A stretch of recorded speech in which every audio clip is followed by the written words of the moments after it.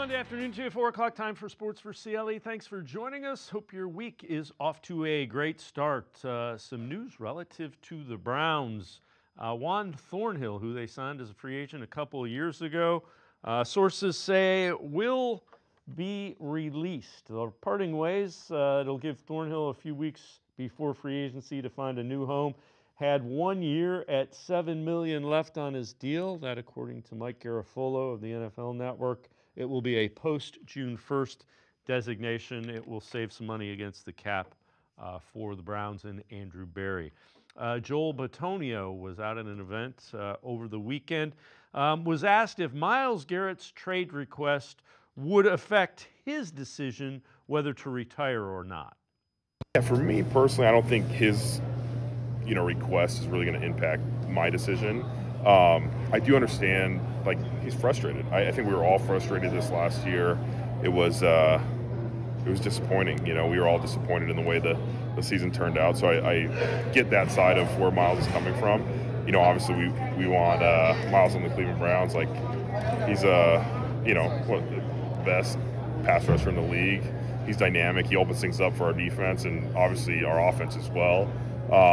So all those things, you don't want to get rid of a generational player like that. So we're hoping they can work things out. I don't know the inner workings of everything that goes behind closed doors, but like I said, for me, it's not going to affect my decision one way or the other. But we want Myles to be a Cleveland Brown for a long time. And again, Joel Bitonio said he hasn't decided definitively whether he will play or retire this year, but he will let the Browns know that before the beginning of free agency. This comes out as well. So Matthew Stafford is free to negotiate with other teams. The Rams have granted that.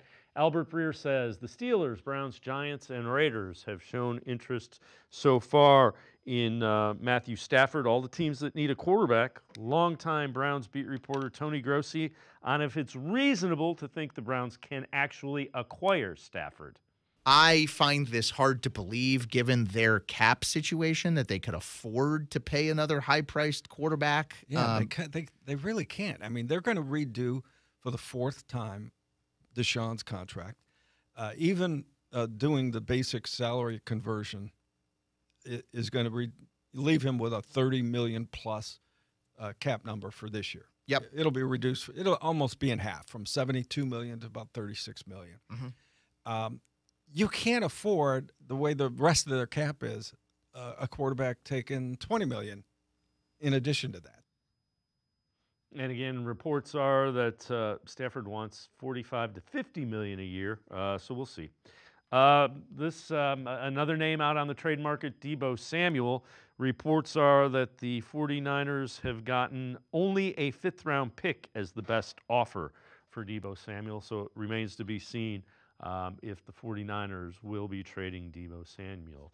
Over the weekend, Shedeur Sanders said he plans to focus on his interviews with teams at the NFL Scouting Combine, which will get underway tomorrow, and it'll help him to continue, help the teams to continue to learn as a person. He will allow his 4 years of tape to speak loudly and then throw at his pro day with 4 draftable Colorado wide receivers. That, according to Ian Rappaport. Not surprising. You want to showcase especially if there's questions about your arm strength, you want to be familiar with the wide receivers that you're throwing to. Certainly not unexpected that Shedeur would not throw at the Combine. We will be at the NFL Scouting Combine with our show tomorrow and Wednesday. So Sports4CLE will be at the Scouting Combine. We will hear from Andrew Berry. Tomorrow we'll hear from Kevin Stefanski on Wednesday again. Sports4CLE will have it at 4 o'clock right here from the NFL Scouting Combine. Cavs trying to win their 7th in a row facing the Memphis Grizzlies last night.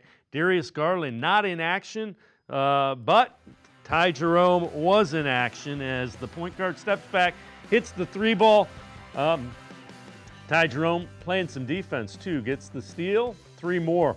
Jerome, 26 points, 9 of 16 from the field.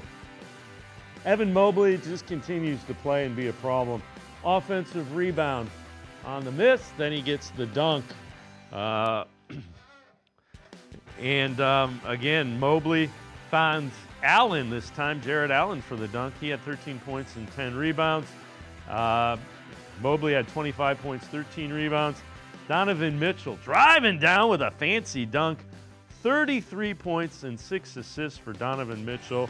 Cavs were pushed, but they win their 7th in a row, 129-123. Kenny Atkinson on the win for the Grizzlies and winning the Battle of the Boards. We've been emphasizing it. It's just taken a while to kick in, but we've been emphasizing it. I told you, kind of post All-Star, we really made a focus with the guys of win the possession game, because you're not going to shoot the ball well all the time, especially in the playoffs. Sometimes you're not going to shoot free throws well, like tonight, because you're defending so hard. So that was the difference. And I don't know where they rank in the possession game. I'll bet you they're top 3. But I think we were plus 10. That was the difference, because we did not. We started out 2 for 20 from 3. So to win that game, that was a playoff-type win. Good things going on with the Cavs now on a 7-game winning streak. Over the weekend, it was Tristan McKenzie pitching the opener of spring training for the Guardians against the Reds. McKenzie has battled through a couple of years of elbow injuries that have really kind of derailed what was a really promising start to his career. He looked pretty good in the first outing. More importantly, as Carl Willis said, he felt good. Well, I think that's the key for Tristan. For Tristan to feel good, to say he feels good, and in his mind know that he feels good, it allows him then to have the freedom to move how he needs to move and hit that release point and have the action, the velocity, the profiles that we know he can create. So, we've got a lot of competition, Andre, in this starting rotation in this camp. And we're seeing guys come in here ready to compete for a spot, and it's exciting. Well, you talk about Ortiz. For people that didn't see him or see the game he pitched against us last year, what about him has you excited? There's power to his game, but he is a big-time strike thrower. I mean, this guy throws strikes, and then, he's got a 4-seamer, a 2-seamer, cutter slider. He's got a changeup that really didn't use very much at all last year that we like. Now we got to see how it plays, as the intensity picks up here. But yeah, I mean, watching those 6-7 innings he threw against us, last fall. Yeah, I'm glad he's on our side. And again, Guardians pitchers, they got a lot to choose from. And the old baseball saying, when you think you have enough starting pitching, go get a couple more because you're going to need them. Some sad news to report relative to the Guardians. Larry Dolan, the man who spearheaded the longest ownership tenure in the history of Cleveland baseball's franchise, has passed away. He was 94 years old. So Larry Dolan, who was part of the group that got the franchise for the Dolan family, passes away at 94. We're going to step aside, take a quick timeout. Other side of the break, we turn our attention to the Browns. Sports4CLE, talking Browns when we return. Stay with us.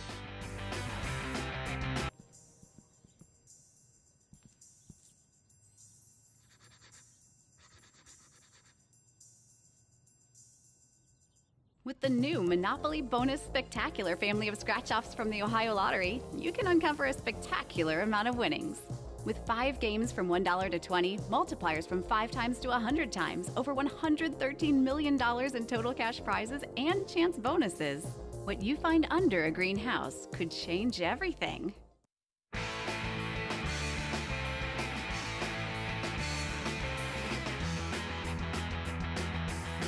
We turn our attention to the Browns to start things. Let's head to the voicemail of Truth and Reason. Hey, Dave, Frank from Cleveland. One question today. If the Browns gave Myles Garrett redid his contract and gave him an extension, would it be easier for us to trade him because of the salary cap issues right now with the salary? That's all I got for today, Dave. Love you, brother. You and the family. Be safe, be good, and God bless you. As always, appreciate all of the voicemails. Let's welcome in Tim Bielik from the Plain Dealer, cleveland.com. Tim, he'd be under contract, so it'd be a fixed cost, but you have to be able, you can't be over the cap. You have to be cap compliant. It doesn't. You wouldn't have the dead cap, but anything that is paid up in front would go then onto a dead cap as well. So it doesn't, not going to help a ton.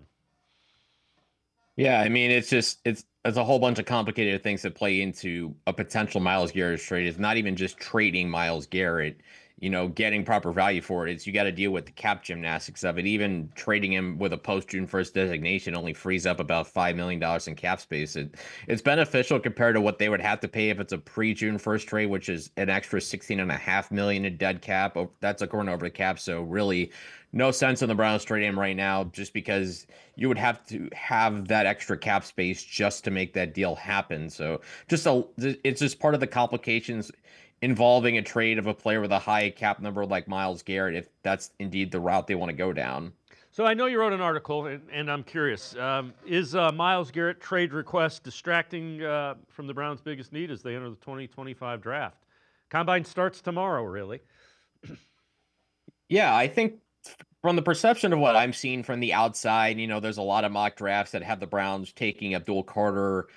There's one one article I saw in particular from NFL.com where they looked at draft needs and they had edge rusher listed ahead of quarterback, even though the Browns had the worst quarterback play in the NFL in 2024. And that's kind of mind-boggling to me, because as good as Myles Garrett is, fact is the Browns have won one playoff game with Myles Garrett in his 8 seasons in the NFL. Not to say Myles Garrett's not a great player. He's one of the best defensive players the game's ever seen. But the fact of the matter is, his trade status doesn't change the fact the Browns have to figure out something at quarterback this offseason. And the idea that, I think there's a way to approach the number 2 pick where you have these two quarterbacks, Cam Warren, Sanders, along with a high-level edge rusher in Abdul Carter and a two-way Iron Man superstar in Travis Hunter. If you're the Browns and either quarterback's there and you don't like him and you take Abdul Carter, that's fine.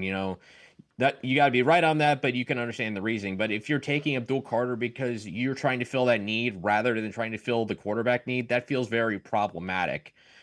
Because, there's nothing more important in the NFL than finding your quarterback and a guy who could play at a high level.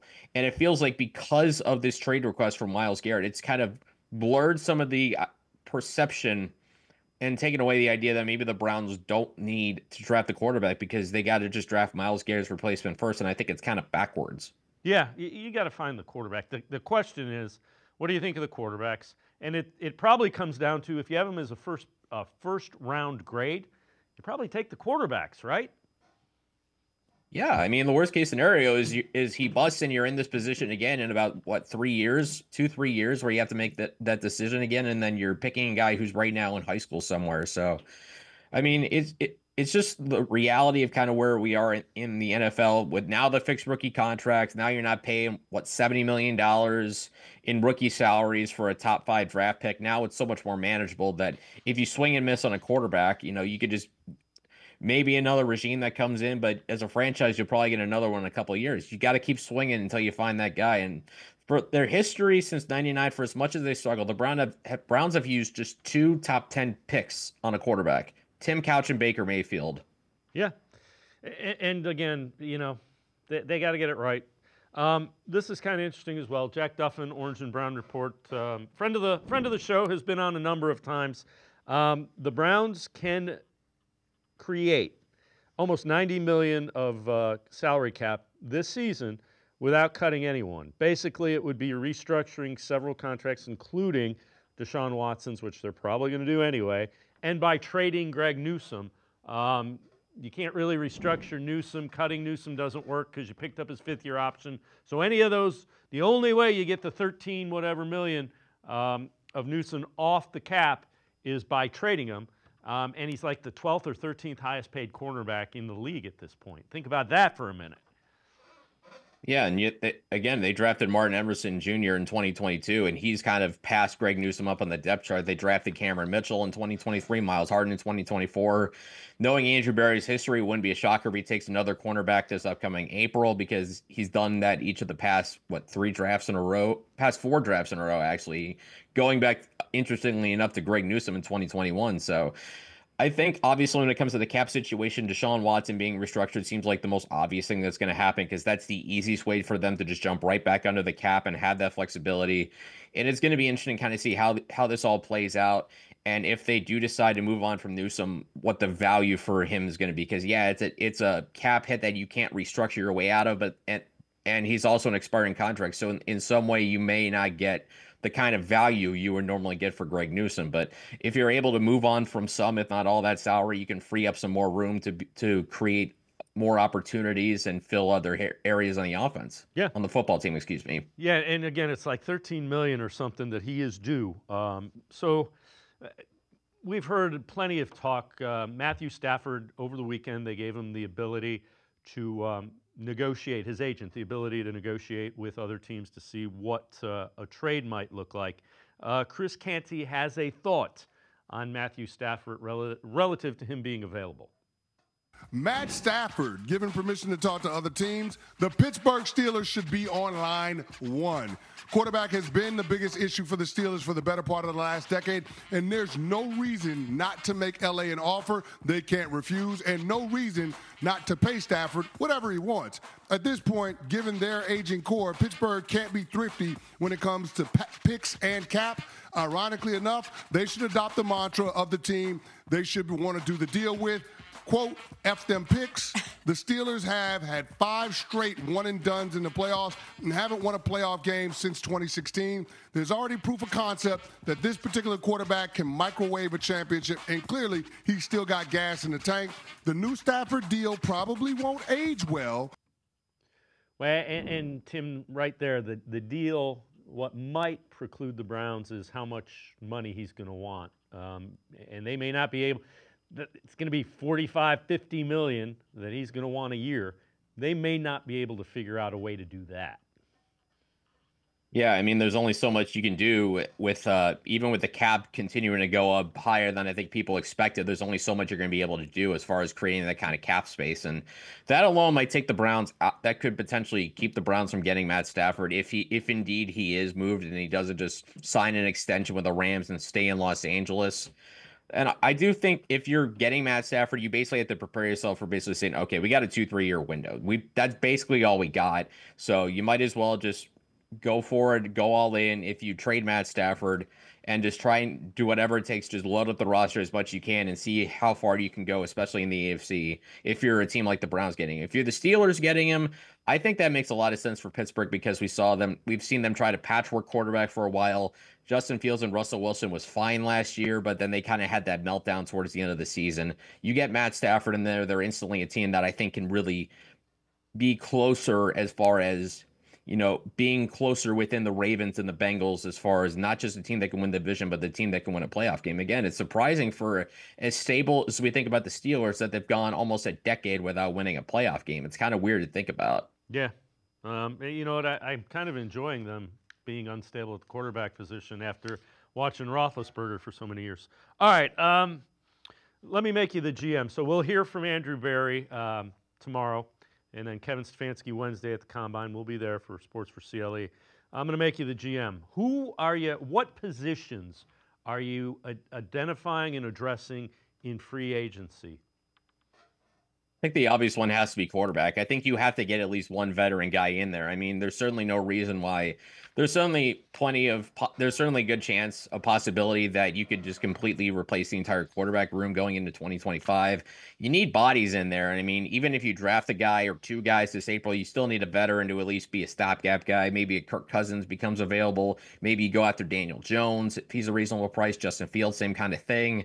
Those aren't the greatest options, but that's just kind of where the Browns are. And you kind of have to hope that those guys can kind of hold the fort down or at least provide good competition and leadership to help the next guy, whoever you draft, whether it's 2025, 2026 or whatever, become the guy going forward for your football team. So I think that's the biggest area that I look at. Other things I'd look at, more depth on the offensive line, especially if you don't bring Jedrick Wills back, because right now you have DeJuan Jones. He has another knee thing he's working his way back from. Jack Conklin, he was pretty healthy through the end of last season, but you want to have an insurance policy just in case. I talked about drafting a tackle. I would still, sign another offensive lineman or two, maybe not necessarily a starter, like a full-time starter, but a guy who can at least come in and compete and be, a contingency plan. Because I think part of last year's issue was it felt like they didn't have enough contingency plans. They didn't really have one at running back, and they didn't really have one at offensive tackle. So I think getting some help at offensive tackle and free agency, I think, is going to be a smart way to go. The other position I would look at, with Jeremiah Owusu-Koramoah's injury and uncertainty of whether he's going to come back and play football, just add more depth at linebacker. Seems like it's a position where you can get some solid value, and maybe just getting another veteran in there, I think, would be a good way to go. Tim Bielik from the Plain Dealer, cleveland.com on a step side. Take a quick time out. Other side of the break, we'll hear what former Browns head coach Pat Shurmur thinks about Shedeur Sanders. He was his offensive coordinator at Colorado. Sports4CLE, be right back. Come back to go forward. Back to learning new things. Back to pursuing your dreams. Tri-C has flexible learning options to fit your life. And every year, more than 1,000 local companies provide Tri-C students with real-world learning. The right education can boost your lifetime earning power by hundreds of thousands of dollars. Start now with a college education you can afford. Tri-C, where futures begin.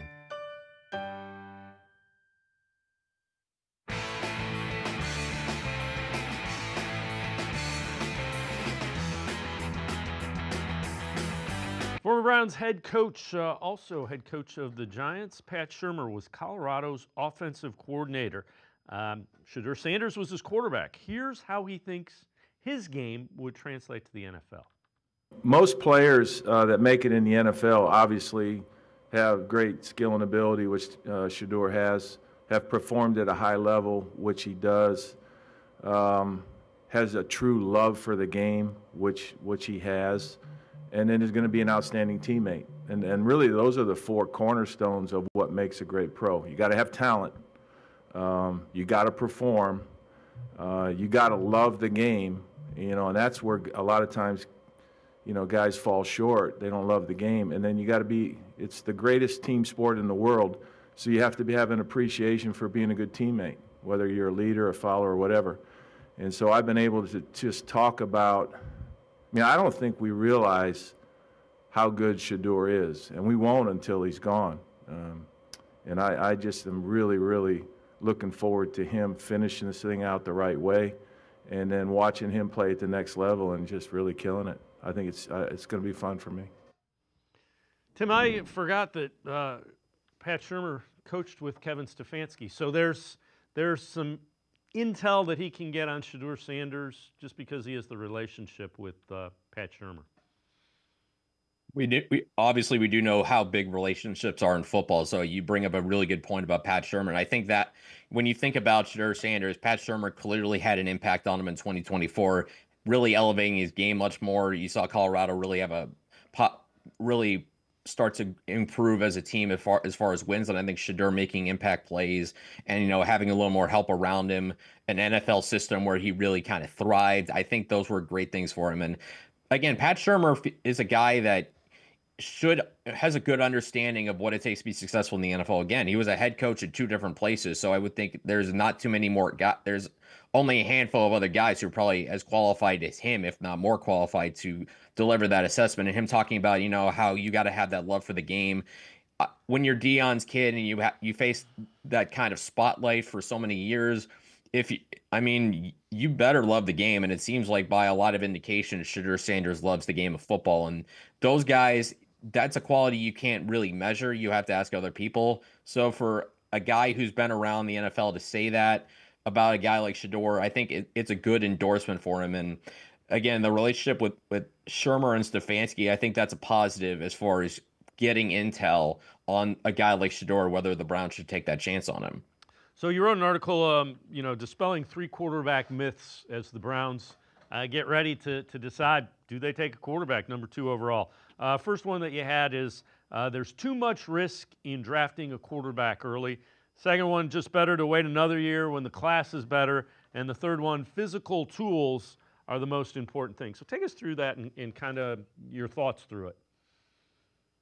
Well, number one is kind of a common thing, the risk of taking the quarterback too early, and the idea that if you're picking early in the draft, you kind of want the safer player. And in theory, that makes sense, but it doesn't really change the fact that every player you take has some kind of inherent risk. There's no such thing as a sure thing in the NFL. I mean, there's no such thing as a perfect prospect. Even guys like Joe Burrow and Myles Garrett, who were widely considered number one guys, they had their own flaws coming into the NFL. They weren't considered the elite perfect prospect. They're human beings after all. So just because it's a high pick and you maybe feeling risk averse, it doesn't change the fact that if you don't address the position, you have no chance of improving it. Whereas if you address quarterback early, you at least have a shot to improve it. And typically the earlier in the draft, the better chance you have to hit than to swing and miss. And I think at quarterback, I'd rather swing and miss early than not swing at all and see the guy that you pass on become a Pro Bowler for another team. So that's number one. Number two, the idea of waiting for a year for the class to get better. Again, I think it goes back to some hesitancy. Obviously this is not as deep a draft as, 2024 when it comes to quarterbacks. Daniel Jeremiah did his conference call on Thursday. I asked him where he would put Cam Ward and Shedeur Sanders, and he said he would have Ward kind of tied with Bo Nix behind in that top five of quarterbacks, right behind Caleb Williams, Drake May, Jane Daniels, and JJ McCarthy, and then Shedeur Sanders would be 8 behind Michael Penix Jr. So obviously, it's not as deep a class, may not be as strong a class at quarterback, but the idea that you're going to wait a year, you're putting a lot of extra variables out there because there's so many other things that can change in a year. I look at 2026 in particular.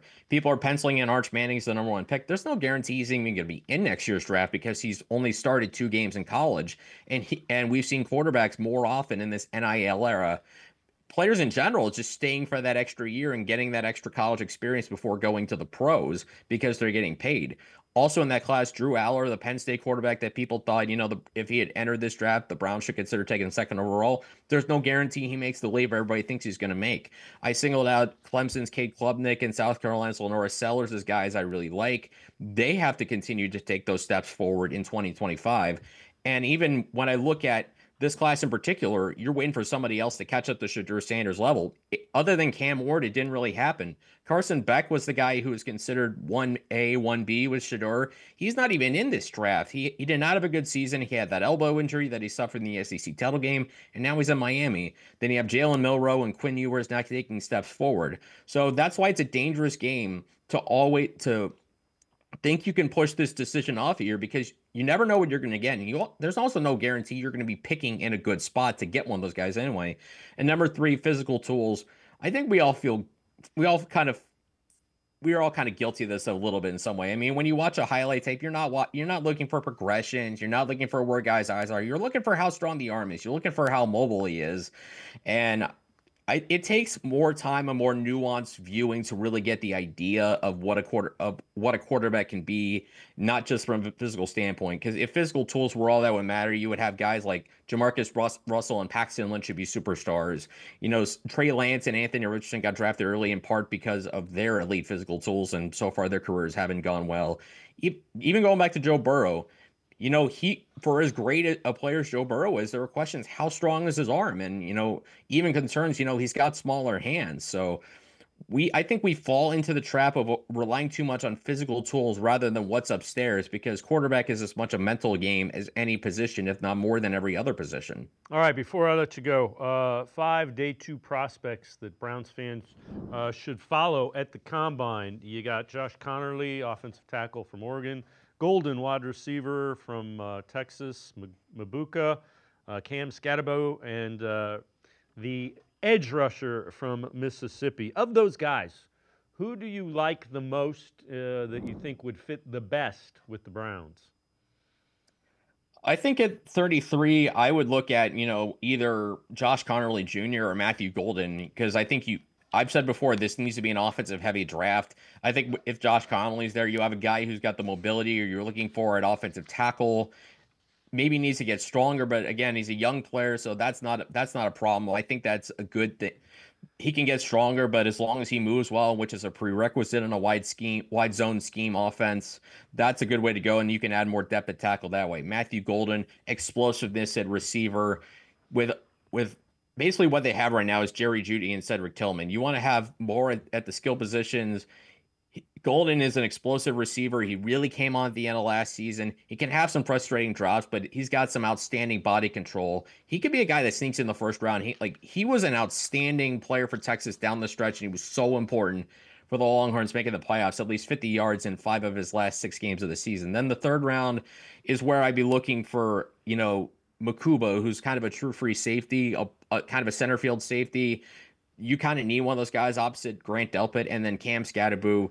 He kind of falls in the man crush territory for me in this draft. I just really love the way he plays. Daniel Jeremiah on his Thursday conference call was asked about Cam Scatterbu. He said he thought of him as a smaller James Conner, and he also said he plays like a Plinko chip from The Price is Right, and because he's always bouncing off people, he's hard to tackle, and it's easy to see why. It's easy to see why he gets that comparison. 103 missed tackles for us according to PFF. That's second in the country, only to Ashton Genty. About 215 pounds, so he's kind of feels like a prototypical AFC North type running back. Not to mention he's a dynamic receiver. I like that they give as a chunk merchant, a guy who may not get an 80-yard play, but he can get you 10 to 20 to 30 yards almost at least once a game. And those kind of guys are just as valuable as home run hitters, because you may only get 1 or 2 of those home runs in a season, but if you can get chunk plays and you can shorten drives offensively by getting 30 yards or even 20 extra than you thought you were going to gain, I mean, that is such a valuable weapon to have. Tim Bielik, as always, great stuff. Appreciate the time and the insight. Thanks very much, Tim. Yeah, thanks for having me, guys. Have a good day. Tim Bielik, make sure you check him out, cleveland.com, doing plenty of work relative to the draft. We're going to step aside, take a quick time out. Lance Reisland from the Plain Dealer, cleveland.com. Straight ahead, stay with us. The Ohio Lottery Partners in Education program is dedicated to recognizing exceptional students, teachers, and schools throughout Ohio. Scan the QR code on screen to nominate students and teachers as Academic All-Stars and Teachers of the Month. They must be currently enrolled or teach in grades K through 12. Is your K through 12 school developing students' literacy skills to achieve success in reading? If so, you can nominate your school for the School of the Year. Students can win $100, teachers can win $500, and schools can win $2,500. Scan the QR code, fill out the forms, and nominate deserving students, teachers, and schools today. The Ohio Lottery Partners in Education program takes pride in honoring exceptional students, teachers, and schools across Ohio. Submit your nomination today. It's fun, fast, and free.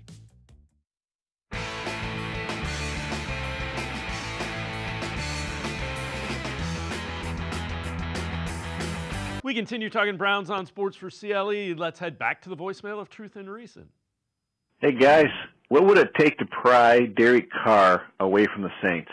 He could be a cap casualty for the Saints. They are worse off than us, and could we afford him? He seems like a better-than-average quarterback overall. This veteran quarterback addition might just entice Miles into staying along with a spot-on offseason by AB. Thank you, guys. Bye now. As always, appreciate all of the voicemails. Let's welcome in Lance Reisland from the Plain Dealer, cleveland.com. Lance, they'd have to fit him under the cap with his salary. His salary is big enough that the Saints are considering cutting him. So trading for him probably won't work unless the Browns maneuver a bunch of stuff before they trade from him. Cap casualty is intriguing. You'd have to sell him on coming here. Well, I think here's the thing. If they go back to what Stefanski does, I think a lot of these quarterbacks can be really successful because none of them that they're looking at are guys you win because of. They're guys you win with. And with that style of offense, if they can get back to running the football the way that Stefanski has always run the football, it's a QB-friendly system. A lot of levels routes, a lot of easy completions, a lot of high lows, a lot of things that that Carr can do. And there's a lot of veteran guys that can do that. And I think this system, if it's a run-based system, a lot of these quarterbacks that are kind of fringe guys can be very successful. You've seen it with Stefanski, with Flacco, with Jameis, until Jameis turns it over. But he has had some success. These guys that are structured guys within the system will have a lot of success because the offense will be based on a powerful run game. I agree with you. I like Carr, and to the folks that email me and make comments in our comment section, I see a number of them do not like Derek Carr. So I respect plenty of opinions about him. It's kind of interesting. So Joel Bitonio was at an event over the weekend with the Browns. He was asked if he thought the Browns could rebound from last year's 3-win season and be competing for a playoff spot this upcoming year. There's a plan. There's a plan of attack. I don't get the details of like, hey, this is who we're going to draft. This is who we're trying to sign. But they have a plan to, attack the offseason and try and get back to a competitive. We went from 11-6 and we didn't lose. Like, it's not that much different of a team. You go from 11-6 to 3-14. You try and work back. You want to get back and compete at that level. We know we're in a tough division. We know we have, the AFC is tough, but I have faith in those guys upstairs. With the plan they've told me, and again, I don't know the details, that they're going to be competitive and they're going to, be back at it this next year. So, again, Bitonio hasn't announced whether he's going to play another year or retire. That he said he's kind of working through that. I'll let him know before the beginning of the league year in early March. I can't argue with that roster was not a 3-win roster. I know you are what your record says. They need good quarterback play, and that's not the only thing they need to be competitive, but it is a big start. Well, you talk about Bitonio coming back. The thing that always intrigues me that I haven't heard a lot of people talk about, obviously the Browns need a good quarterback. They need tight end help if they're going to go back to 12 and 13 personnel. But the thing that Bitonio's got to be excited about is that it looks like the Browns are kind of headed in that direction that made him successful. Pulling on counter, pulling on power, pulling on pin and pull, allowing Teller to block down, getting these guys in space, that weak side zone where you can get to the second level. So the offensive line that has been under a lot of heat, they're going to get better because they're going to be in a scheme that fits them. So I think that's part of Bitonio's decision here is that does this scheme favor him? He is a little bit older, but if they're running things that he's good at, that's really going to help with that. And you're right. You are what your record says you are. But when you look at man for man, they have to have, it tells you the importance of quarterback play. It tells you that you have to have good underneath center play to compete in the NFL because every other position, they're not 3 and 14. There's no way. All right. So first there was John Johnson, free agent signing for safety that didn't work out. Now Juan Thornhill, another free agent signing that has not worked out. Browns announced that they will cut him with a post-June 1st designation. It'll save them some money on the cap, but it was not a good thought it was going to be a good fit, was not a good fit. 22 games, 4 TDs given up, zero turnovers forced. And Lance, that's your center fielder, your single high guy. He has to have turnovers if you're going to be successful. Well, yeah, so there's 2 ways he's got to create turnovers. Either he's got to get himself in the mix and get those strip sack, those strip fumbles, or he's got to be over the top and get some of those seam routes, and he's got to, get sideline to sideline, and he just did not do that. Now, the effort part, obviously, that was one play. That happens in the NFL. I don't think he was always lazy. I think he had a bad moment, and I think he owned that bad moment. But the bottom line is he wasn't productive, and when you don't get turnovers in a turnover-style defense, they're not playing bend, don't break. They're playing we're coming after you and we need to get the ball. That's not good for that free safety. He also, more than interceptions for me, he just wasn't around very much to break up those big seam routes or those balls over top. And, the defense got beat deep a lot. So I just think it's the scheme for some reason didn't fit him. I think he's more of a cover 2, play the half of the field, keep everything in front. They need to get an athletic guy that plays sideline to sideline to be successful in that Schwartz scheme. So this is a thought. Instead of Browns overpaying another free safety, why can't Grant Delpit be the center fielder? 2022 logged most free safety snaps of his career, 441.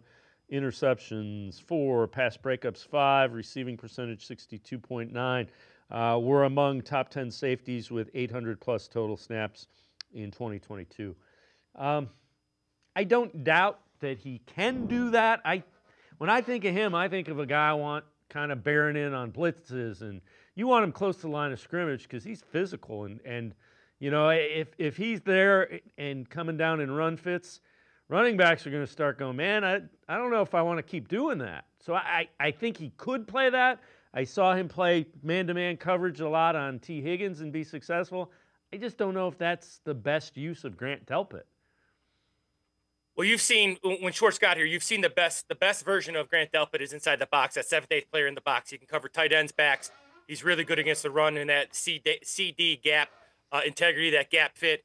He's got to be down the line of the scrimmage. Now, here's the deal. I agree with you. He can do it, and within some of their rotations, and if you get motion, if you get shifts, occasionally he has to play back there, which I think he can. However, you don't want to teach two guys new things, right? So if you got a new guy, that's a really hard position. It's hard to cover and be physical in the run game. That's a harder guy to find, in my opinion, in a Schwartz scheme than it is a guy to play center field. A guy to play center field that comes in initially for the Browns has got to be able to get sideline to sideline, use its athletic ability as he learns the NFL game. That's a whole different ball game when you're down in the box. You got linebacker run fits. You got man coverage on tight ends, backs. You occasionally have to cover slot receivers like T. Higgins. So, yes, I agree with you. I think he can do it. But now you're not maximizing his talents. And the thing that you want to do as an NFL coordinator or as an NFL coach or a coach at any level, to be honest with you, I used to say at my staff meetings, how can we maximize the talent of our guys? What do they do well? Instead of thinking of what they do poorly, let's talk about what they do well, and let's maximize that. And what Grant Delpit does really, really well, even though he covers well, is down in the box, being a menace in the run game, blitzing, etc. So I think, though he can do it, I don't think he's the best fit, just because he's so good at what he's really good at. Yeah, I view him as almost like a linebacker. You know, I know he's a safety, but he hits like a linebacker and he plays the run game like a linebacker. There aren't many safeties that you feel that way about. Yeah, it's a really hard mix, right? So he gets down in there. He's got to be a D gap. Those set the edge at times when the defensive end's inside. He's got to cover big tight ends, athletic tight ends, backs out of the backfield. He's got to come in blitzes. You've seen him blitz in A gap. All the way out to D gap, the toughness level. And again, if they get caught in a rotation, he can play that free safety. But once again, it's if he does it once in a while, he'll have some success. Grant Delpit has been beaten coverage over the years when he's back there by himself or in zone, cover 2, etc. And once again, I don't ever believe in setting a player up for failure. And not that he wouldn't be successful, but why not have this guy do what he does best? Get him down there in the line of scrimmage. And we used to call those guys, he's just a menace down there. He's a guy you got to account for. As that second-level defender, that 7th, 8th guy in the box. That's what he does well, especially in this short scheme. All right, this is from ESPN.com, projecting bold moves for each NFL team during free agency. For the Browns, they say do not trade Myles Garrett. Trading Garrett would leave the Browns with at least $36 million in dead camp money and a loss of $16.5 million in cap space when they need cap space. Could Garrett hold out? Perhaps, but he's not going to miss the entire season, because he wants his contract to roll a year. In other words, he holds out. He's still under contract for 2 more years. So it's a tough situation. You don't trade a Myles Garrett unless you feel like you're getting fair value. What's fair value? He's one of the best players in the NFL. So, lots of first-round picks are guys that impact your roster.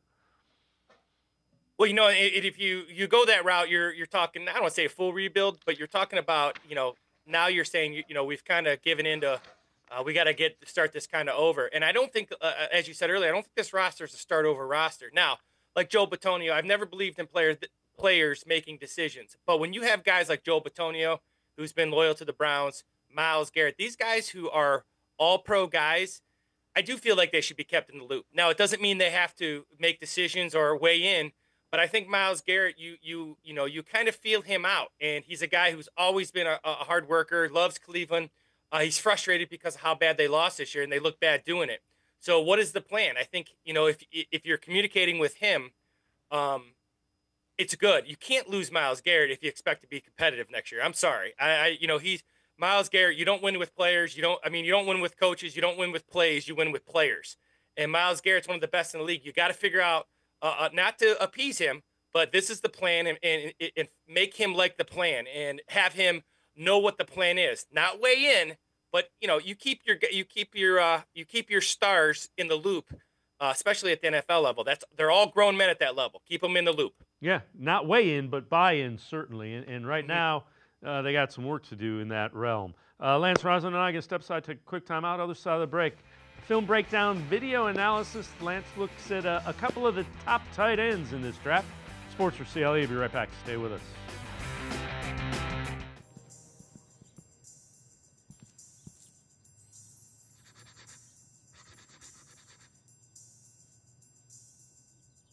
With the new Monopoly Bonus Spectacular family of scratch-offs from the Ohio Lottery, you can uncover a spectacular amount of winnings.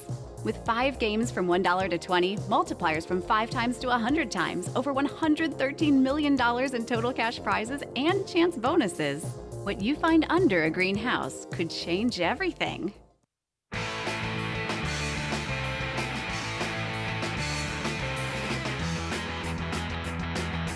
We continue talking Browns with Lance Reisland from the Plain Dealer, cleveland.com. Take a look at this. This is interesting and concerning all at once. Jerome Ford, career splits. Under center, he's got 3 touchdowns, a 3.1 yard per carry average. Shotgun, 5.5 yard per carry, and 4 touchdowns. So a threat out of the shotgun.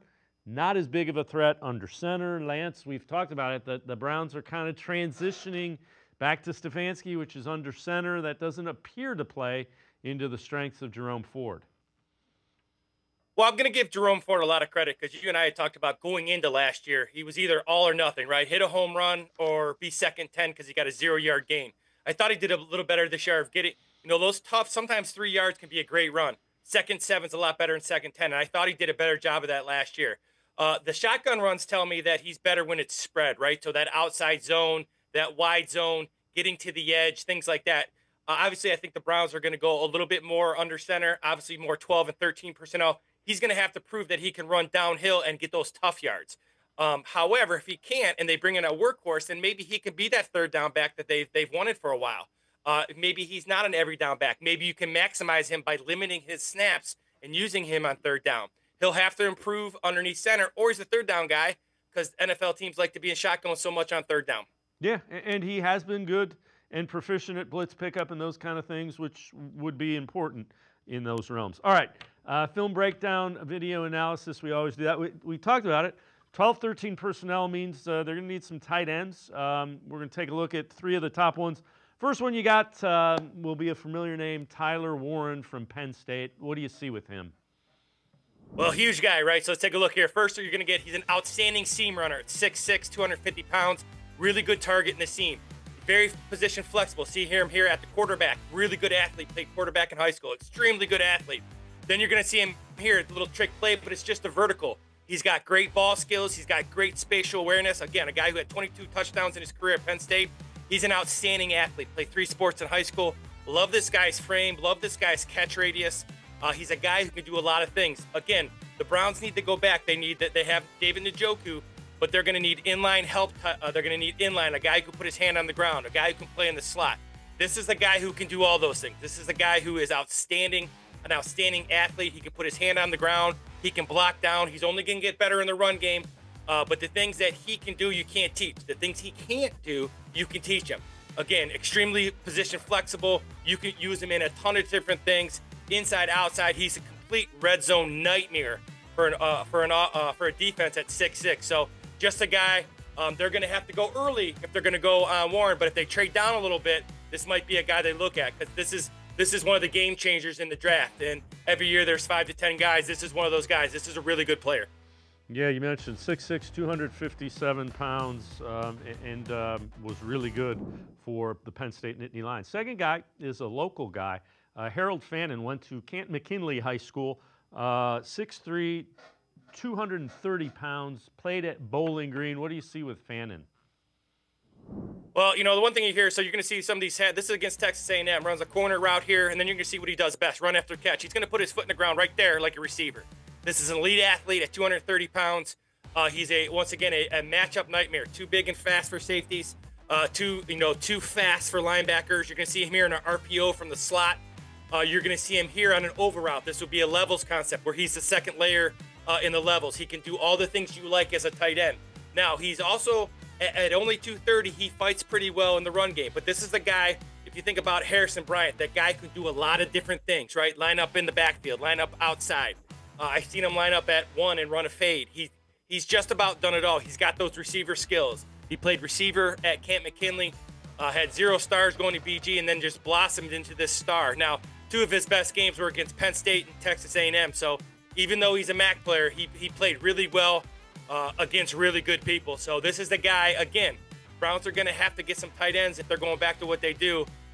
They like to create explosive plays. So if you go 13 personnel, you got 3 tight ends in the game. David Njoku and a guy like Harold Fannin allow you to get in a spread formation against with the defense that's going to have defenders in to stop the run because it's 13 personnel, and that's what Kevin Stefanski likes to do. This guy is an amazing talent after he catches the football. Yeah, like you said, played wide receiver in high school and would give them another guy that's tough to match up with, much like David Njoku, maybe even a little more athletic than Njoku, if that's kind of athlete he is. Next one's kind of interesting, too. Luke Lachey, 6'5", 245-pounder, and yes, it is the son of Jim Lachey. So what do you see with Luke Lachey from Iowa? What you're going to see here, again, a very flexible. He's 3 here, so they're going to run a levels concept. Here's the guy in the flat. We've all seen the Browns run that boot action where they've got a guy in the flat. He does a great job. He's 6'5", he's 245, 250 pounds, really good athlete.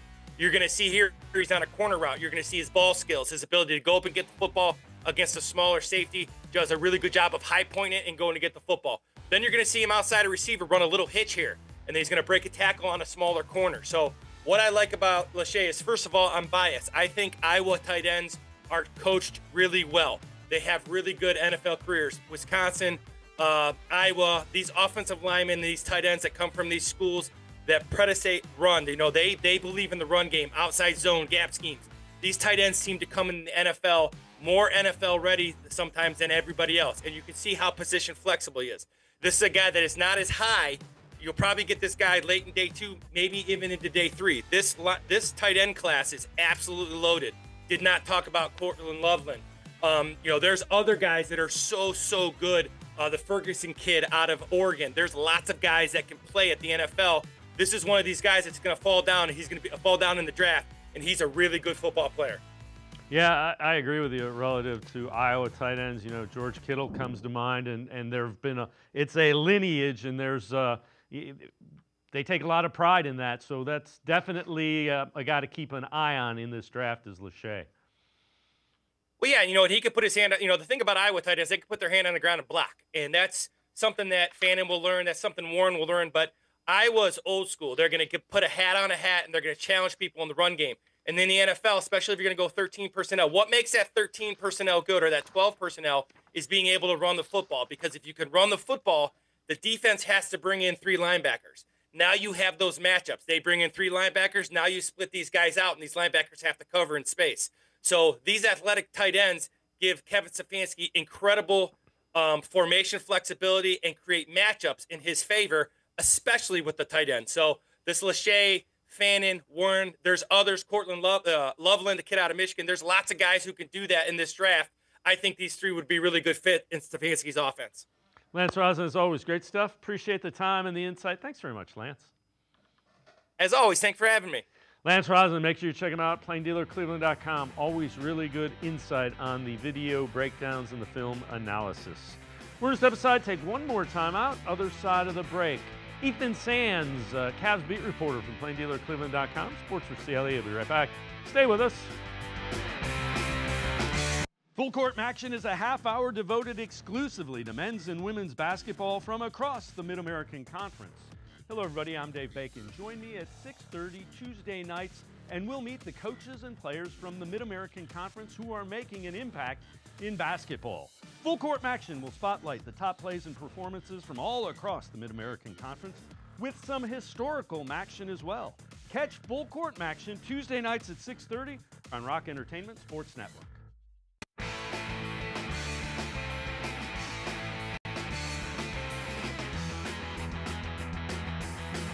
We turn our attention to the Cavaliers on Sports4CLE, an impressive win over the Memphis Grizzlies last night.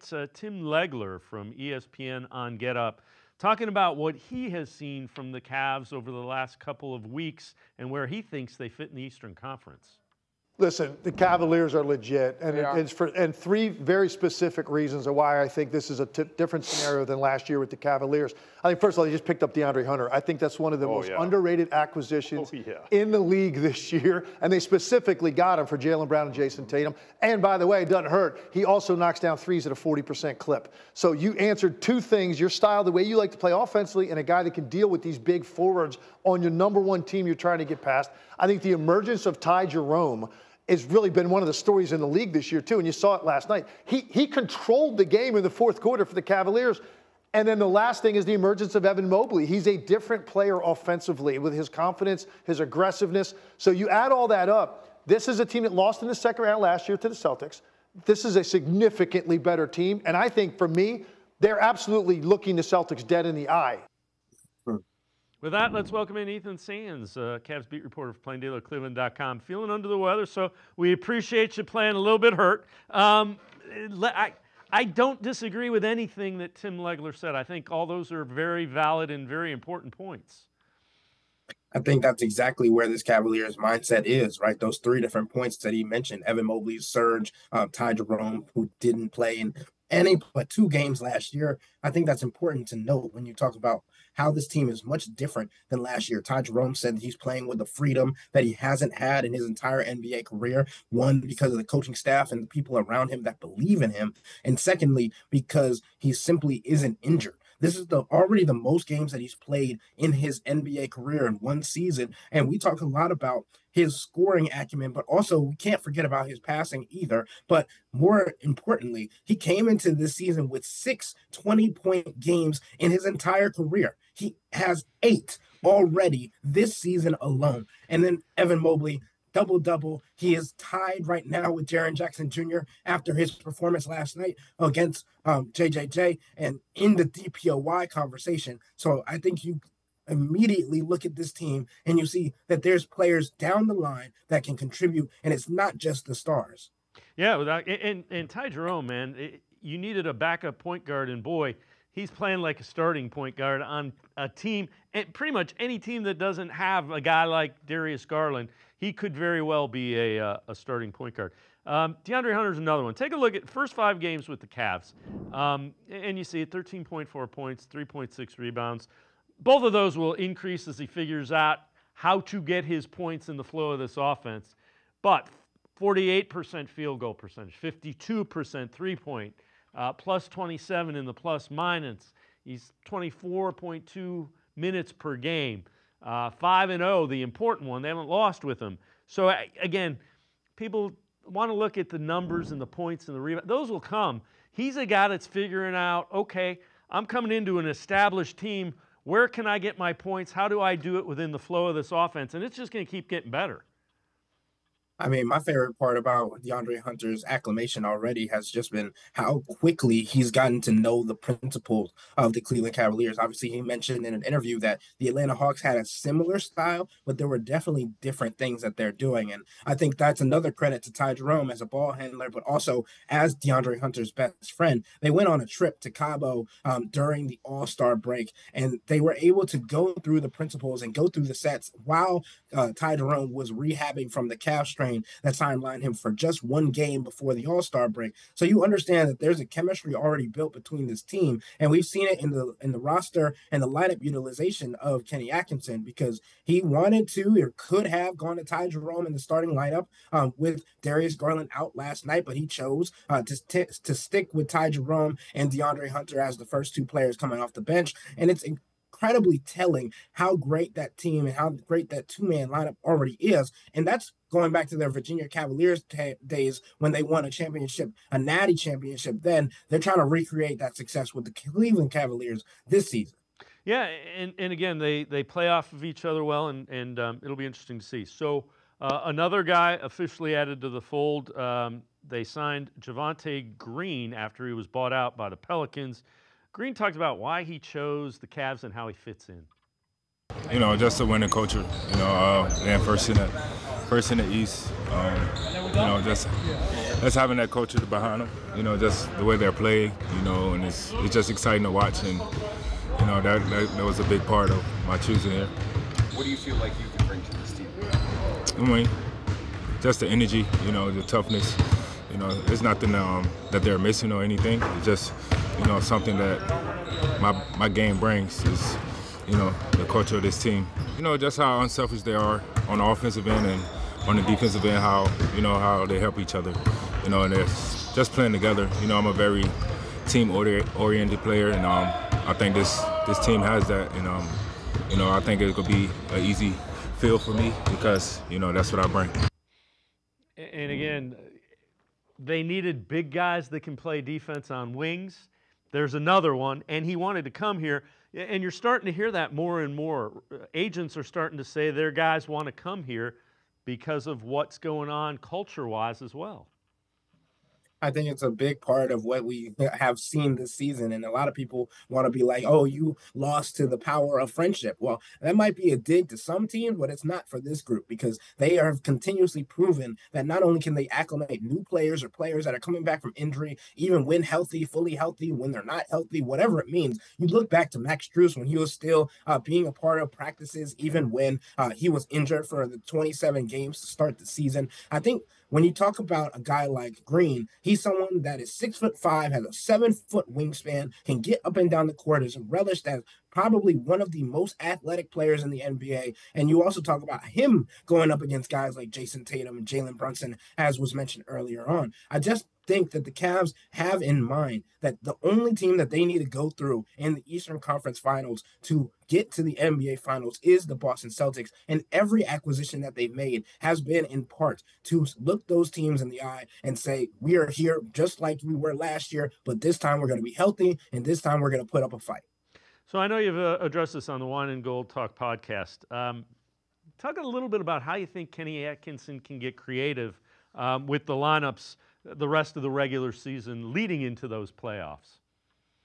I mean, we've seen 2 games now where the team has been fully healthy. So it's definitely interesting when you talk about getting Darius Garland back from after 1 game or 2 games. Kenny Atkinson mentioned that he doesn't expect it to be a long-term injury, that he'll be back really, really soon. But I also think you look at different pieces that you can move, the Dean Wade and Jared Allen piece. Does he fit better with Evan Mobley on the floor? We're seeing Kenny Atkinson kind of go through these trial runs. And as I mentioned earlier, like this is a time where he can toy with all of these different lineups. And he's like a mad scientist trying to put the pieces together to mix the perfect formula for this Cavs team to have success. And it's whether it's the starting lineup, the second unit, or we've even seen guys like their latter half of their rotation who have stepped up in moments like Craig Porter Jr. And Tristan Thompson has had games as well, even though we don't expect him to play that much when it comes to playoff time. So I definitely think it's intriguing to look at how Kenny Atkinson is utilizing different rotations in the regular season to see what will work best when it comes to playoff time. All right, before I let you go, you wrote an article. Take us through how Kenny Atkinson is kind of using football tactics to keep his players engaged. I think it's really funny, right? Because I know we've just met Kenny for the first time this year, and there have been more football references in press conferences than when I was covering like college football and high school football in other cities. Like, this is insane to think about how he utilizes different jargon to tap into the minds of his players. Obviously, it's not just football, but he admitted that's the one that he uses most. He's called Ty Jerome and Donovan Mitchell quarterbacks at relentless periods. Max Strus running back because he's been able to run through a wall. He gets up and down the floor insanely well. You talk about guys that are able, like Isaac Okoro, to play wide receiver and cornerback because they're so good on the point of attack of both areas of the ball. I just think it's interesting to see how Kenny Atkinson is utilizing different jargon to kind of tap into everything for this Cavs team. Donovan Mitchell, baseball guy, he talks baseball and shooting profiles and all those things when it comes to Donovan's shot. But I just think it's interesting how in an 82-game season, Kenny Atkinson, whether it's practices, changing up things, taking days off, whether it's also implementing different words to tap into his players, I think he's done everything he can so this team can be ready for the playoffs because they're looking to play not just 82 games, but all the way to the NBA Finals, however many that will take. Ethan Sands, appreciate you playing hurt today. Thanks so much for the time and the insight. Thanks very much, Ethan. Thanks for having me. Ethan Sands, make sure you check him out. Always really good Cavs coverage. He is the Cavs beat reporter for the Plain Dealer and cleveland.com. That's going to do it for this edition of Sports for CLE. We will see it tomorrow at 4. We will be at the NFL Scouting Combine in Indianapolis. Andrew Berry due to speak. We will have plenty more from the Scouting Combine tomorrow and Wednesday on Sports for CLE. Have a great night, everybody. See you tomorrow at 4 from Indianapolis and the NFL Scouting Combine on Sports for CLE.